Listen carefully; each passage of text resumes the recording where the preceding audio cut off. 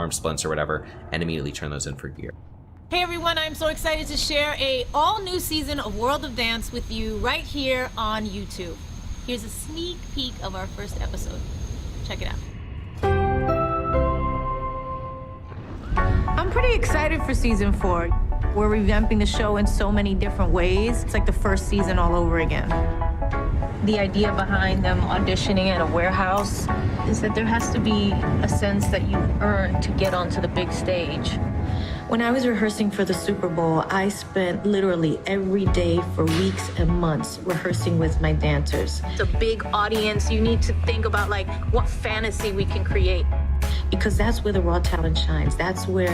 So as far as talents and gear, I am a talent spec that right now that's focusing kind of on being able to do any other boost as well. So I could do SM boosts, I could do Mara boosts and things like that with this build. And so it's slightly tweaked. If you want just a pure ZG farm build, I'll link that down below in the description. But here we have magic absorption spec, and so we're getting 4 points into magic absorption, 4 points into clear casting, just to kind of balance, chill, and fill out everything else. Now, shatters are actually really nice for this, because in the event that you just want to kill them with flame strike on a cold, just pull an extra pack or something like that, you have some extra time, you can actually use shatter and optimize that into your rotation and get a ton of, you know, quicker kills basically. And if you have the princess dagger, obviously you can use that. As far as gear goes, you really don't need a ton of gear. So a lot of people think that you need some of the best gear to be able to do these pulls. I do these pulls with, you know, about 7,000 mana on this guy. But in reality, you only need about 6,000. When I started on my gnome, I was doing it pretty much greens and blues. Here I have some epics on this guy just from a little bit of alt rating and things like that. But the majority of them you could just quickly get from running a couple instances or just from buying them off the auction house. There are a couple pieces of note that I highly recommend though. Robe of the Archmage is going to be very nice. I'm not using it here, but that extra little mana back during the run, you can probably proc it twice during a kill if the kill is taking a long time. That's an extra, you know, about 1,000 mana that you're going to be able to get back.